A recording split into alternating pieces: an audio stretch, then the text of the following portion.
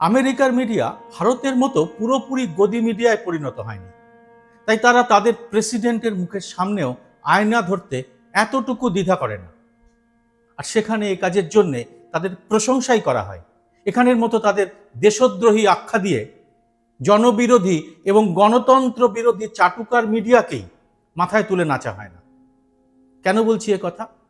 আমেরিকার মিডিয়া তুলে ধরেছে কুর্সিতে বসার পর ট্রাম্প মাত্র 1 মাসেই এ পর্যন্ত 13টি মিথ্যে কথা বলেছেন। আমেরিকার মিডিয়ার হিসাব অনুযায়ী আগের টার্মে 4 বছরে ডোনাল্ড ট্রাম্প কয়েক হাজার মিথ্যে কথা বলেছিলেন। আমাদের এখানে ভোটের নামে প্রতিশ্রুতি ও মিথ্যে কথার সংখ্যা কত অজস্র তা নিয়ে অবশ্য কোনো মিডিয়ায় কোনো খবর আপনি দেখতে পাবেন বলে আশাও করবেন না। ওদিকে ডোনাল্ড ট্রাম্প মিথ্যে বলছেন, আর এদিকে আমাদের দেশের প্রধানমন্ত্রী নরেন্দ্র মোদী, তার মন্ত্রী শান্ত্রী এবং তার মিডিয়া ফৌজ এক্সপোজ হয়ে যাচ্ছে। মানে ট্রাম্প বলছেন মিথ্যে কথা, কিন্তু ধরা পড়ে যাচ্ছে নরেন্দ্র মোদী এবং তার মিডিয়া ফৌজ। গত 10-10.5 বছরে বিরোধীদের বিষয়ে কোনো শিষ্টাচারের ধার ধারেনি বিজেপি বা মোদী সরকার। বিরোধীদের চূড়ান্ত অসৌজন্যতা দেখিয়েছেন মোদী নিজেই। তার মন্ত্রিসভার অন্য সদস্যরা তার সঙ্গে তাল মিলিয়ে কার্যত নষ্ট করে দিয়েছে এদেশের সৌজন্যের যে গণতান্ত্রিক আবহাওয়া ছিল সেটাকে। অথচ আমরা জানি একসময় প্রধানমন্ত্রী ইন্দিরা গান্ধী বিজেপির অটল বিহারী বাজপেয়ীকে প্রতিনিধি করে বিদেশে পাঠিয়ে সৌজন্য দেখিয়েছিলেন। আর এই কদিন আগে আমরা কি দেখলাম? বিজেপি জোরদার প্রচার করল বিরোধী দলনেতা রাহুল গান্ধী নাকি তাদের এক সাংসদকে সংসদ চত্বরে মেরেছেন। রাহুলের বিরুদ্ধে থানায় এফআইআর করা হলো। গদি মিডিয়া একেবারে নেচে কুঁদে একসা হলো। ব্যান্ডেজ বেঁধে ওই সাংসদ হাসপাতালে শুয়ে থাকলেন। তারপর কি হলো? কোনো অন্ধভক্ত এর জবাব দিতে পারবেন? এত বড় অভিযোগ সব ধামাচাপা পড়ে গেল। গদি মিডিয়া সরকারকে প্রশ্ন করলো না, কই কি হলো সেই তদন্তের? এরকম অসংখ্য উদাহরণ আপনাদের সামনে আছে, কিন্তু আজ আমরা এই বিষয়টি নিয়ে আলোচনা করব না। যেটা বলছিলাম, গত কয়েকদিনে ডোনাল্ড ট্রাম্পও একই রকম ভাবে আন্তর্জাতিক স্তরে ওই রকমই কোনো শিষ্টাচারের ধার ধারেননি। সকালে ঘুম থেকে উঠেই তিনি ভারতকে অপমান করা শুরু করছেন। যতটা অসৌজন্য দেখানো যায়, অপমান করা যায়, অসম্মান করা যায়, তাচ্ছিল্য করা যায়, পরপর তা করে গেছেন ডোনাল্ড ট্রাম্প। আর নরেন্দ্র মোদী ও তার দলবল ঠিক যেন আয়নায় এবার দেখতে পাচ্ছেন নিজেদের প্রতিচ্ছবি।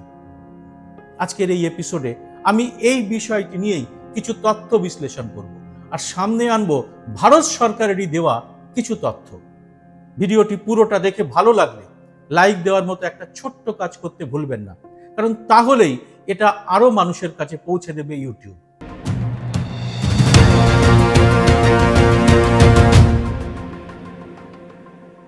নমস্কার, সবাইকে স্বাগত। আমি সুব্রত বসু। বিষয়টা শুরু হয়েছিল ডোনাল্ড ট্রাম্পের শপথ গ্রহণ অনুষ্ঠান নিয়ে। নরেন্দ্র মোদী মরিয়া চেষ্টা করেছিলেন সেখানে যোগ দেওয়ার একটা আমন্ত্রণ পত্রের জন্য। এরপর জল অনেক দূর গড়িয়েছে। এখন জানা যাচ্ছে মরিয়া মোদীকে শেষ পর্যন্ত একটা ওয়ার্কিং অ্যাপয়েন্টমেন্ট দিতে রাজি হন ট্রাম্প। আর সেখানে নরেন্দ্র মোদীকে পাশে বসিয়ে সবার চোখের সামনে একের পর এক হেনস্থা করে গেছেন ডোনাল্ড ট্রাম্প।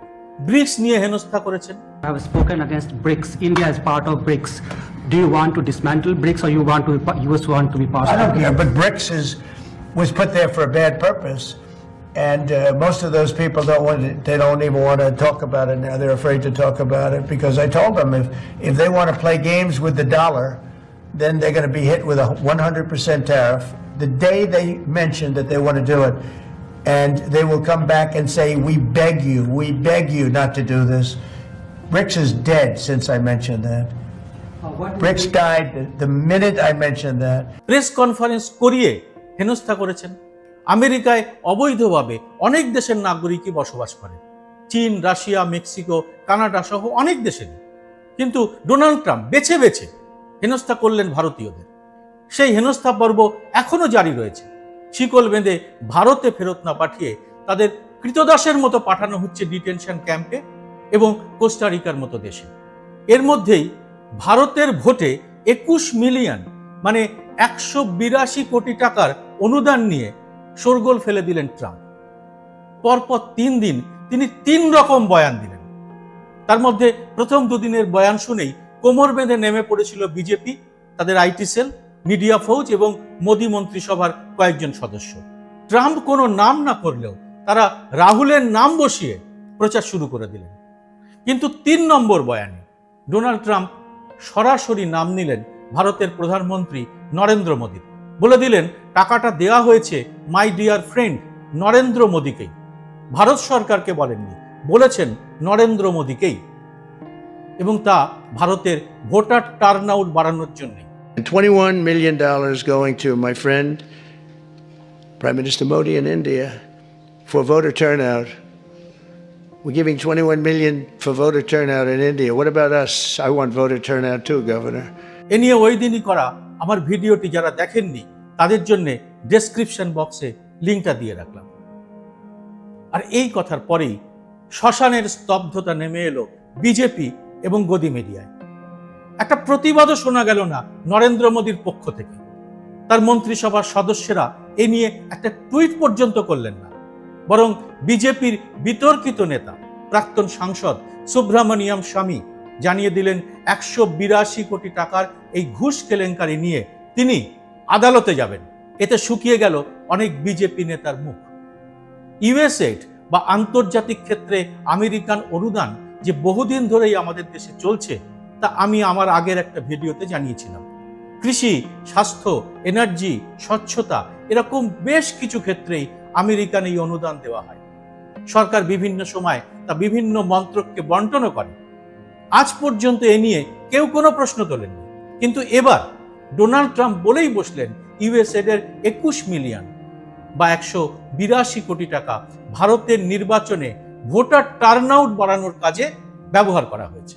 ডোনাল্ড ট্রাম্প নিজের ইচ্ছে মতো ভারতকে বারবার অপমান করছেন না। এসব নিয়ে কোনো প্রতিবাদ, কোনো রকম প্রতিবেদন ভারতের গদি মিডিয়ায় দেখা যায়নি। কারণ ততদিনে সবাই জেনে গেছেন নরেন্দ্র মোদীর বিশেষ বন্ধু গৌতম আদানির জেলে যাওয়া মোটামুটি ঠিক করে ফেলেছে আমেরিকা, আর তাকে বাঁচাতেই হবে মোদীকে। কিন্তু প্রশ্ন, নরেন্দ্র মোদীর দুর্বল জায়গাটি বুঝতে পেরে ট্রাম্প ভারত সম্পর্কে যা খুশি বলতে পারেন কি? তার প্রতিটি কথাতেই কি মনে হচ্ছে না তিনি ভারতের অভ্যন্তরীণ বিষয়ে হস্তক্ষেপ করছেন? যেমন করে তিনি আমেরিকার সেনা বিমান আমাদের দেশে নামিয়ে শিকল পরা ভারতীয়দের পাঠিয়েছেন। মোদীকে হাতে পেয়ে কি তিনি গোটা ভারতকেই অপমান করছেন না? এর জোরদার প্রতিবাদ হওয়া উচিত নয় কি? আমাদের মতো কিছু স্বাধীন সাংবাদিকের সে কথা মনে হচ্ছিল, দেশের বিরোধী পক্ষের কিছু নেতারও সে কথা মনে হচ্ছিল। কথায় কথায় ভারতের নির্বাচন নিয়ে ইচ্ছে মতো ভারতের পণ্যের উপর ট্যাক্স চাপিয়ে ডোনাল্ড ট্রাম্প যখন কথা বলছেন, তখন কিন্তু গদি মিডিয়া নরেন্দ্র মোদীর ভাবমূর্তি রক্ষার দায়িত্ব নিয়ে দেশের অপমানটিকেও গায়ে মাখছে না। এর প্রতিবাদ তো দূরের কথা, উল্টে মোদীর হেনস্থা আড়াল করার জন্য তারা রাহুল গান্ধীর মুণ্ডপাত শুরু করেছেন। বিজেপির কয়েকজন নেতার কেন মাথায় আসছে না ভারত সরকারের পক্ষ থেকে অবিলম্বে ট্রাম্পকে বলা উচিত, কেন আপনি আমাদের দেশের সব থেকে সম্মানীয় পদে থাকা, মানে প্রধানমন্ত্রীর পদে থাকা মানুষটির নাম করে ঘুষ নেওয়ার কথা বলছেন? $21 million going to my friend Prime Minister Modi in India for voter turnout. যদি এটা মিথ্যে কথা হয় তবে ভারতের পক্ষ থেকে অবিলম্বে তাকে ক্ষমা চাইতে কেন বলা হচ্ছে না? ভাবুন তো, অন্য কোনো দেশের প্রধানমন্ত্রীর নাম করে যদি ট্রাম্প এই কথা বলতেন তাহলে কি হতো? সেই দেশের মানুষ, সেই দেশের সরকার কি কাণ্ড করত? এক পণ্যের শুল্ক নিয়েই ট্রাম্পের হুমকির উত্তরে কি রকম পাল্টা হুমকি দিয়েছিল কানাডা, মেক্সিকো, চীনের মতো দেশগুলো। আর এটা তো দেশের সম্মানের বিষয়। মোদীর অন্ধভক্তরা রাস্তায় নেমে ট্রাম্পের কথার প্রতিবাদ করছেন না কেন? তারা তো কথায় কথায় অন্যদের দেশভক্তি নিয়ে প্রশ্ন তোলেন, এখন তারা চুপ কেন? তবে একটা অন্য কাজ করেছে আমাদের সরকার। এবার আসবো সেই কথায়। আর সেই কাজটি আবার বুমেরাং হয়ে যেসব বিজেপি নেতা এতদিন রাহুল গান্ধীর বিরুদ্ধে বিদেশি টাকা নেওয়ার কথা বলেছিলেন, তাদের মুখে সজোরে একটা বড় থাপ্পড় মেরেছে। কি সেই কথা? দেশে বিদেশি টাকা আসে ভারতের অর্থ দপ্তরের নজরদারিতে। এর প্রতিটি টাকার উপরই নিয়ন্ত্রণ থাকে তাদের। এই নিয়ম যারা জানেন তারা অন্ধ ভক্তদের মতো বোধ বুদ্ধিহীন কথাবার্তা বলেন না। আপনারা দেখবেন আমার কমেন্ট বক্সেও এসে দু একজন নির্বোধ অন্ধভক্ত আমি কত টাকা ইউএসএড থেকে পাচ্ছি তা নিয়ে কুবাক্য বলে যান। এসব বোকাশোকা মানুষদের আসলে এভাবেই বোঝানো হয়। আমেরিকা চুপি চুপি অন্ধকারে গা ঢাকা দিয়ে এসে কারো পকেটে নগদ টাকা গুঁজে দিয়ে যায়। আর আমাদের এত বড় অর্থমন্ত্রক, তার ইডি, আয়কর দপ্তর কেউ কিচ্ছু জানতে পারে না। আসলে তাদের এ সমস্ত কথা বিশ্বাস করানো হয়। এবার ট্রাম্প মোদির নাম করে টাকা নেওয়ার কথা বলতেই অর্থ দপ্তর নড়ে চড়ে বসেছে। তারা এই টাকার হিসেবও সামনে এনেছে। হঠাৎই দীর্ঘ শীত ঘুম ভেঙে নির্মলা সীতারামনের মন্ত্রকের তরফে জানানো হয়েছে ইউএসএড এর অর্থ কখনোই কোনো নির্বাচনী প্রক্রিয়ায় ব্যয় করা হয়নি। এবার ভারতের গদি মিডিয়ায় বড় বড় অক্ষরে তা ছাপা হচ্ছে, বিভিন্ন চ্যানেলে তা দেখানোও হচ্ছে। এখন প্রশ্ন, তাহলে এতদিন অর্থমন্ত্রক এই হিসাবের কথা বলেনি কেন? রাহুল গান্ধীর নামে যখন অভিযোগ করছিলেন বিজেপির অর্বাচীনেরা, তখন কেন এই হিসেব তুলে ধরা হয়নি? দেশের প্রধানমন্ত্রীর নাম উঠতেই তবে এই হিসেব কেন সামনে আনতে হবে? বিরোধী দলনেতাও দেশের ক্যাবিনেট মন্ত্রীর মতোই সম্মানীয়। তাকে বিদেশ থেকে কেউ অপমান করলে তার প্রতিবাদ করা সৌজন্যহীন বিজেপির কাজ নাও হতে পারে, কিন্তু সরকার কেন সেই কাজ করবে? ইউএসএড 1961 সালে শুরু করেছিলেন আমেরিকার তৎকালীন প্রেসিডেন্ট কেনেডি। এর আগেই একটি এপিসোডে আমি ইতিমধ্যেই বলেছি, স্বচ্ছতা, স্বাস্থ্য, শিক্ষা, কৃষি ইত্যাদি বিভিন্ন ক্ষেত্রে ইউএসএড এর অর্থ ব্যয় করা হয়। যখন পৃথিবীব্যাপী এই আমেরিকান অনুদান শুরু হয়, তখন আমেরিকার প্রবল প্রতিদ্বন্দ্বী ছিল কমিউনিস্ট সোভিয়েত রাশিয়া। বিভিন্ন দেশে যাতে বামপন্থী চিন্তাভাবনার বাড়বাড়ন্ত না হয়, তার জন্যই আমেরিকা এই অনুদান বরাদ্দ করত বলে অনেক তথ্য প্রকাশিত হয়েছে। তবে সে তো পুরনো কথা। নতুন কথা হলো, গত কয়েকদিন ধরে ডোনাল্ড ট্রাম্পের একটি অভিযোগের ভিত্তিতে এদেশের বিরোধী পক্ষকে, বা সোজা কথা বললে রাহুল গান্ধীকে টার্গেট করেছে গদি মিডিয়া এবং মোদী সরকারের কিছু মন্ত্রী। বিরোধীদের বিপক্ষে প্রমাণহীন ঝুড়ি ঝুড়ি মিথ্যে কথা তারা বলেছে।